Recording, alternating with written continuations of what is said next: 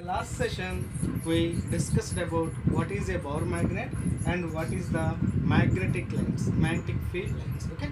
Now in today's session we are going to discuss about how a Bohr magnet can act as a solenoid. Okay. Before going to, because that is an important 5 mark question, that is how a Bohr magnet can act as a solenoid, and also they are going to ask it as the Bohr magnet, show that Bohr magnet is an equivalent of the solenoid. Okay, so before going to know about that, we have to see some similarities in it. Okay, whenever we are observing solenoid, this is the structure of the solenoid, and here we consider the Bohr magnet, and it is the south pole and it is the north pole. Okay, and in this solenoid, the field lines are maximum. The strengthening of magnetic field is along its axis, and the field lines are existing in this manner. Okay, from north pole to south pole, from north pole to south pole. Similarly, here also we discussed the field lines are flowing in the Bohr magnet is also in this manner. Here the magnetic intensity is more. Why? Because here the distance between the magnetic lines of is very less. Okay. Similarly, here also in the solenoid also magnetic field is maximum exists along its axis. Okay. Now here whenever we are observing, this is north pole and it is south pole.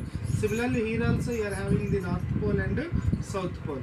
Here two opposite poles, two equal and opposite poles are there. In the electrostatics we know two equal and opposite charges are placed with a small distance, that is called electric dipole. In the similar way, here in the magnet, north pole and south pole are placed with a small distance. It can be called as a magnetic dipole.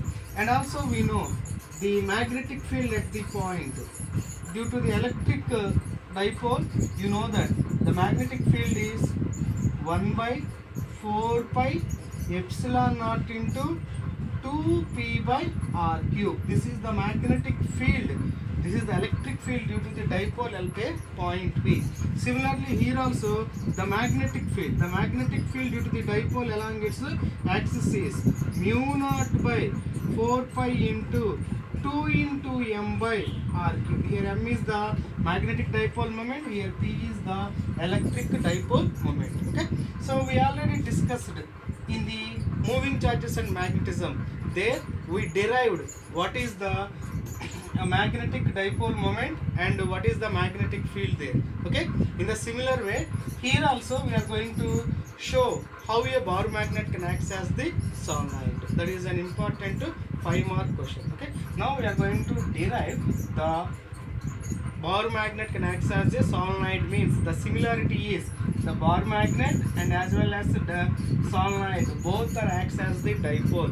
Whenever we derive the derivation, we are going to get this is the magnetic field. That is, the magnetic field is equal to mu naught by 4 pi into 2m by r cube. So from that point we can say that a Bohr magnet can act as, means a Bohr magnet is an equivalent of the solenoid. Now see, we are going to derive Bohr magnet is an equivalent to the solenoid.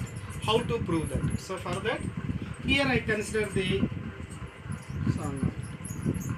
It is the solenoid. Solenoid is having n number of the turns. Here capital N represent number of turns, and 2L is the length of the solenoid, and small n represent number of turns per unit length.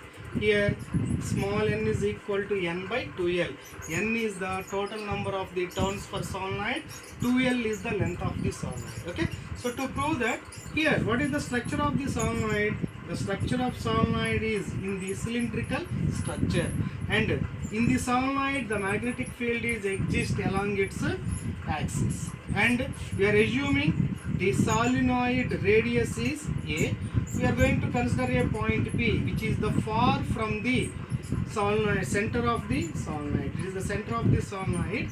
Here I consider a point P which is far from the solenoid. Far from the solenoid means comparing to the radius of the solenoid, the distance between center of solenoid and point P is more. That is, A is much less than the distance. Okay now.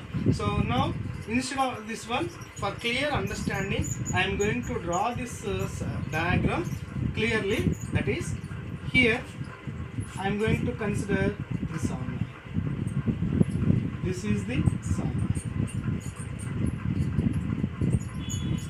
Okay, and it is the axis of solenoid. Okay. Now it can be taken as a center of the solenoid. When I take it is the center of the solenoid means the total length of solenoid is 2L. This is length L. It is also length L. Total length is 2L. Now here I consider a small element of the solenoid. Here I am representing, this is the small element of the solenoid. This thickness can be taken as a dx. Now a point P which is far from the center of the solenoid, it is at a distance r. I am assuming like that. And here the distance between center of solenoid to the element can be taken as x. Okay? So like this we are going to draw the diagram. Now what is the distance between element to the point? The distance between element to the point can be taken as r minus x. Okay, so this is the diagram which we are going to draw for the solenoid. Here the structure of the solenoid is the cylindrical structure. So I take the cylindrical structure of the solenoid, and the length of solenoid is nothing but 2L. So for our convenient, I take this center. The O represents center of the solenoid. Here this side length is L, this side length is L, total length is 2L. Now the distance between center to point P where we have to find the magnetic field is the R, where small a is the radius of the solenoid, and also A is the radius of the, what is A? A is the radius of the element also. Why? Because the element is also in the shape of circular shape. So here it is the A. Otherwise here we assume it is the radius. Both radius are same. Now the distance between the element and point P is r minus x, where x is the distance between center to the element. Okay. So this is the description for the diagram. Now see first. Here how to derive, how to show a bar magnet can act as equivalent of the solenoid. So before going to derive, we already know. We know magnetic field due to circular coil of n turns. Well, because the solenoid is also having number of turns. So for that, first I consider a circular coil. Circular coil derivation we already derived. So what is the magnetic field due to circular coil with n turns? B is equal to mu naught n into I into r square by 2 into r square plus x square whole power 3 by 2. So this is the magnetic field due to a circular coil. Here capital R represent radius of the circular coil, where small x represent, that is the distance between center of the circular coil to the point. Once remember, in the previous chapter we derived magnetic field due to a circular coil. That is the important derivation. Circular loop, compulsory 5 mark question. Okay. Here this is the magnetic field due to the circular loop which is having n number of turns. We are going to use this formula to derive the bar magnet can act as the solenoid. So this is the formula, our basic formula. You have to remember this one, and definitely you can practice, because this is the important question. The magnetic field due to a circular loop. That is compulsory question, 100% they given this question. That is the magnetic field due to a circular loop. With the help of that circular loop, we are going to find the magnetic field due to the solenoid, and we are going to show that it is the equivalent to a bar magnet. Now here I am going to consider small element. Here I am going to consider a small element dx. It is the small element I consider. Now magnetic field due to dx. Magnetic field, which is also circular coil, which is having some number of turns. Okay now. So here that magnetic field due to dx can be written as dv is equal to mu naught I into what is the radius of the element. Radius of the element is nothing but small a. So r square plus we can write as a square into what is n. N is the number of turns for circular loop or circular coil. Here number of turns per unit length is nothing but n into, that is the small n is the number of turns per unit length into how much length it is, dx. This is the important point here. Capital N is equal to small n is equal to number of turns per unit length. Therefore from this we are going to write it as number of turns is equal to n into 2l. This is for total solenoid, but here we consider the length is only dx. Then number of turns per dx is nothing but n into dx. So understand this one. Small n is the total number of turns per unit length. From the total number of turns is equal to small n into total length. Here our element is just a length of dx. Then the capital N place what we are going to write, small n into dx divided by 2 into what is the capital R here. Capital R is nothing but radius. Here radius of the solenoid is nothing but a square plus x. X is in that chapter we derived x. X is nothing but, for example, it is the circular loop, it is the radius r, and it is the distance x. Now here it can be taken as distance is equal to r square plus x square. Like that we take the distance. Now here what is the x? X is the horizontal distance between element and point. What is the distance between element and point? That is nothing but r minus x. So don't confuse here. In the circular coil, x is the distance between center and point. Now the distance between element and point is r minus x. So in place of small x, we are going to write r minus x whole square whole power 3 by 2. So here this expression is important. You need to write this expression. If you write this expression, we can easily derive. So once again see how I write this expression. Here B is the magnetic field due to the circular coil. Mu naught n into IR square by 2 into r square plus x square whole power 3 by 2. So once again you understand, here it is the circular coil at this point P, which is x meters, and it is the radius capital R, and this distance is r square plus x square. Okay, now this is the x in the current loop, that is the circular loop.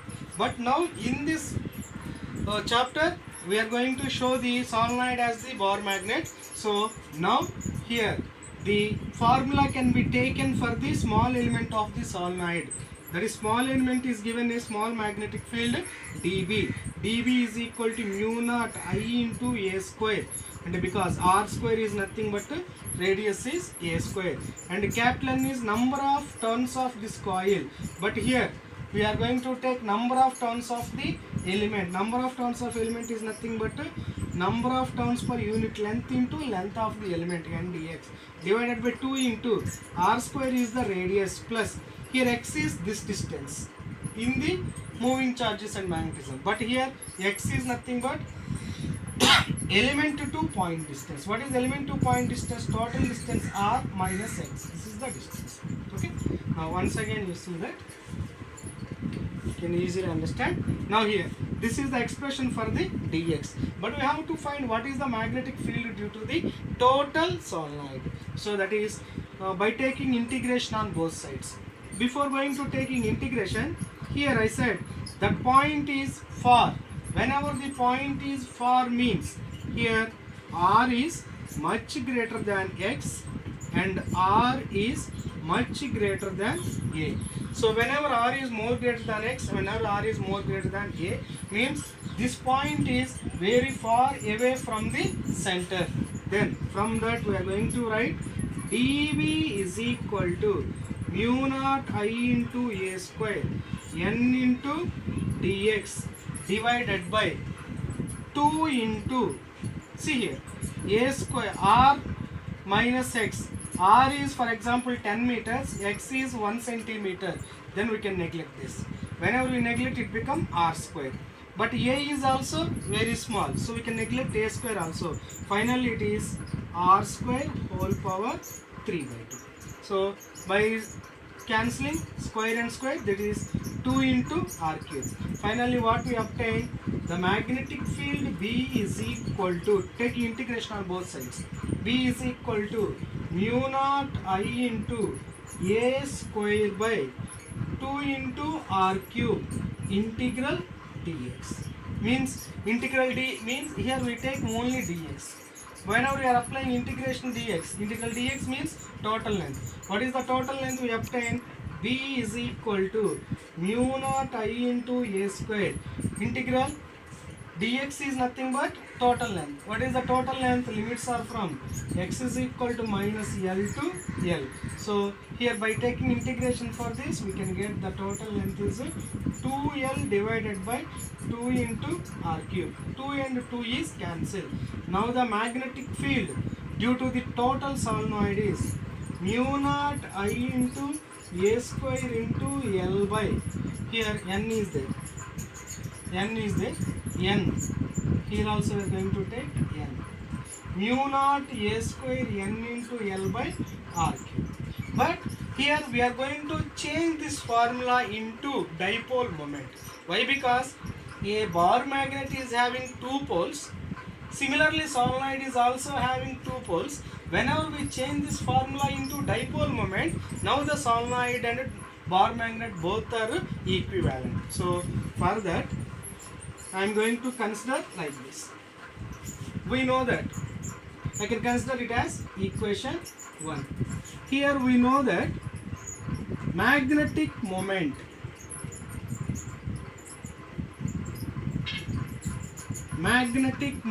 small m is equal to formula n into I into a.